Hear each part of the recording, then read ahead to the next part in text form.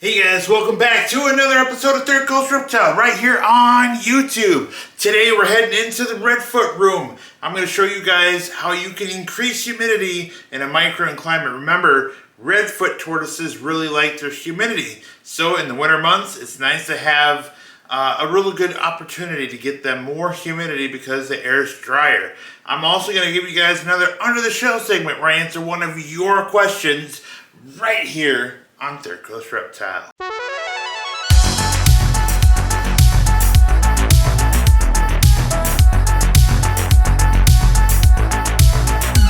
Alright guys, if you're new to the channel, my name is John and I do educational videos about turtles and tortoises and all things reptiles, but I just want to take a moment and say thank you for checking out the channel, and if you haven't already, please hit that like and subscribe button, and don't forget to hit that notification bell so you guys get the first dibs when that video comes out. Let's go ahead and head into the Redfoot room and I'll show you guys what I have going on. I like the Redfoot room this time of year because it's nice and hot and humid in here. Oh, so I have expanded the Redfoot enclosure. Look at these guys. Doing so well in here. These are my juveniles, of course. And then it goes all the way down to the other end of the wall there. I've actually expanded it out quite a bit. So my plan here, guys, is to add humidity to this enclosure. As you know, in the winter months, your home can get quite dry. And Redfoot tortoises require a lot of humidity. So I have a trick. I'm going to go ahead and get the stuff ready and get you guys set up so you can see this this really cool trick that you can do for your Redfoots up close and personal. Check these guys out. They're all waiting for food. I'm going to feed them too. That way they're occupied while we're doing this.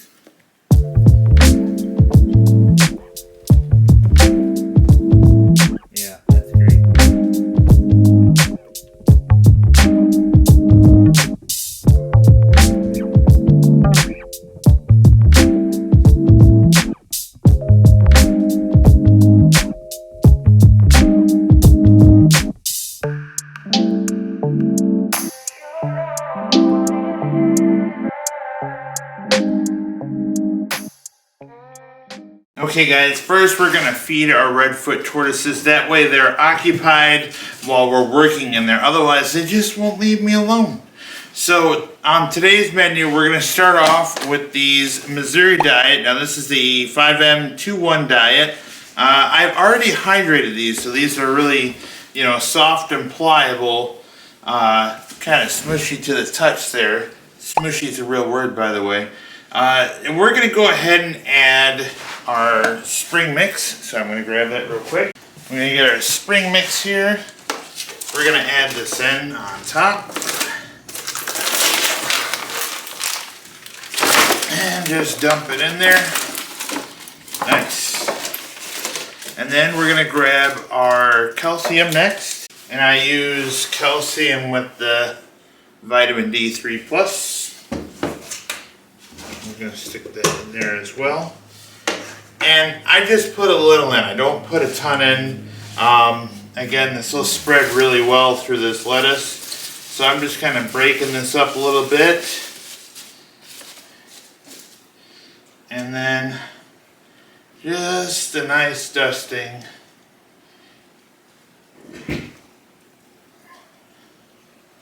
Like that.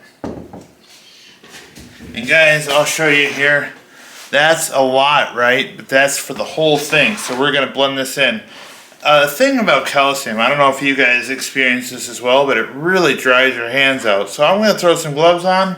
We're going to mix this all up, and then we'll meet you out there in the Redfoot room. Okay, guys, I have my gloves on. We're going to mix this up now real well. And get this ready for them. And try not to make a mess. Get this done. Get that Missouri diet blended in as well. Get That way each bite kind of has a little bit of everything in it. That's the goal here. When I'm making my chow for these guys. This is a staple diet, guys. This is what I give them pretty much all the time.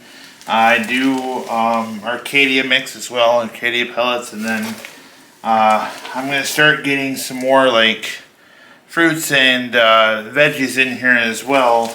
I think that's our next feeding. We're going to do butternut squash and some green peppers as well. Throw those in there.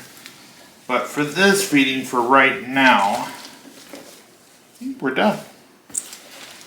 That looks pretty good. So you can see each,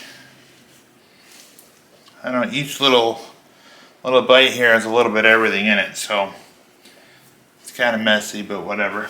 All right, guys, let's head into the Redfoot room here, and we'll start feeding these guys. All right, guys, let's check it out here. These guys are now chomping down on the grub.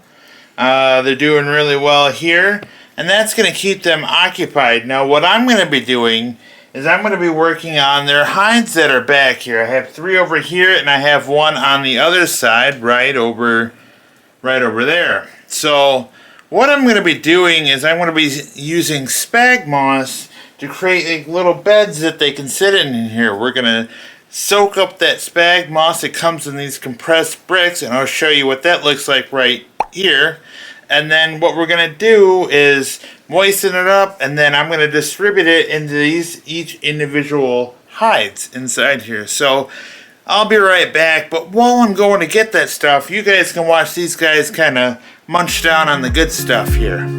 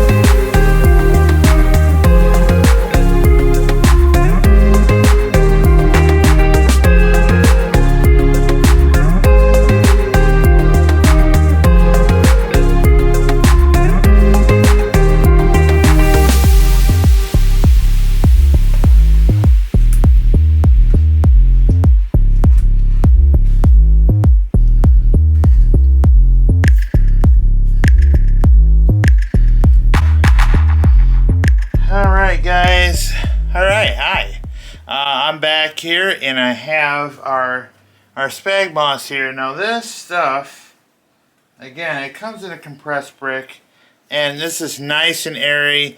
You want to wring it out and get all that water out before you put it in the enclosure.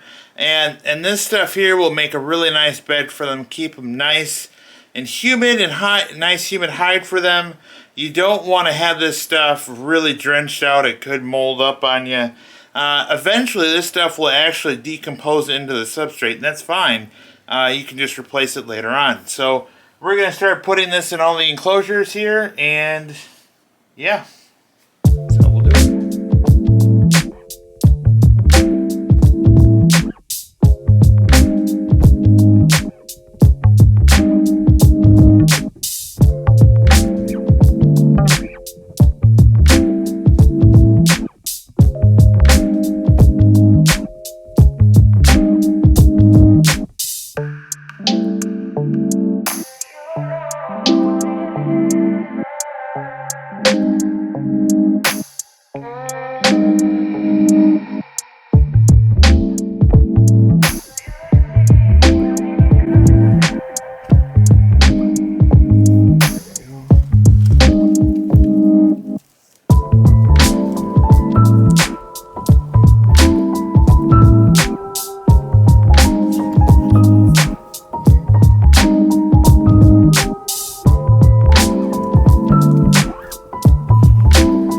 Guys, it's just that easy. That's all you need to do. They're going to go in there at nighttime, and they'll have a nice humid hide for them to you know, stay nice and humid. As you know, Redfoot tortoises are from South America, particularly, you know, in the Amazon rainforest. So it's really hot and humid in their environment naturally. So you try to mimic that here in captivity. I'm going to go ahead and get working on the next enclosure.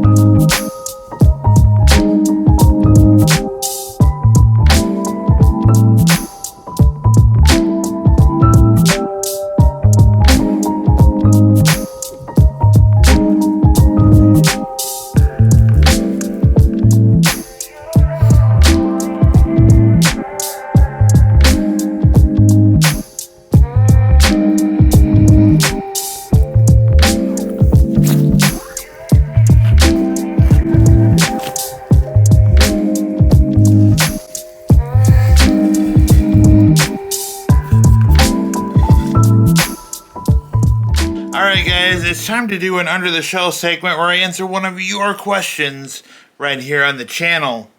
Let's get to it. Got questions?